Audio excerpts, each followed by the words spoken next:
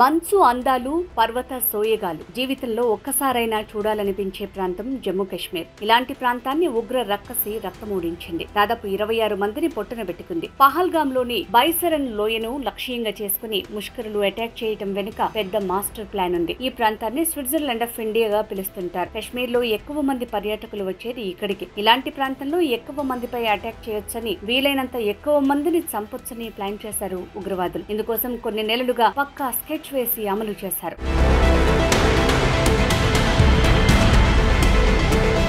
మరీ ప్రత్యేకంగా బైసరన్ లోయను ఎంచుకోవటానికి ఓ కారణం ఉంది. ఇది ఓ అద్భుతమైన పర్యాటక ప్రాంతం. ఇలాంటి ప్రదేశం కూడా ఒకటుందా అనేంత అందంగా ఉంటుంది. దేశ విదేశాల నుంచి టూరిస్టులు తండోపతండాలుగా తరలివస్తారు. మరి ఇలాంటి ప్లేస్ ని సరిగ్గా మెయింటైన్ చేయాలంటే కష్టమే కదా. అందుకోసమే చాలా ఏళ్ల క్రితమే చర్యలు చేపట్టారు. దేశ విదేశాల నుంచి వస్తున్న టూరిస్టులను ఆకర్షించేందుకు అంతే సుందరంగా మెయింటైన్ చేస్తూ వస్తున్నారు. వాహనాల్ని అనుమతించడం ద్వారా ప్రాంతాన్ని దెబ్బతీసినట్లు ఉంటుందని భావించి దాదాపు 6 కిలోమీటర్ల దూరంలోనే వాహనాలను నిలిపివేస్తారు. అక్కడ నుంచి కాలినడకన లేదా గుర్రాల మీద వెళ్లాల్సి ఉంటుంది. దీన్ని కూడా టూరిస్టులు మంచి ఎక్స్పీరియన్స్ గా ఫీల్ అవుతారు. భద్రతా ఏర్పాట్లు కూడా పెద్దగా ఉండవు. ఒకవేళ అటాక్ చేసినప్పటికీ రియాక్ట్ అవ్వడానికి సమయం పడుతుంది. అటు మంచు కరిగిపోతుండటంతో ఈజీగా తప్పించుకోవచ్చు. భద్రతా బలగాలకు కూంబింగ్ కూడా ఓ రకంగా సవాలే. సరిగ్గా ఈ కారణాలే ముష్కరులకు మంచి అవకాశాన్నిచ్చాయి. సమయం కోసం వేచి చూశారు. పక్కా ప్లాన్ ప్రకారం అటాక్ చేసి దెబ్బ కొట్టారు.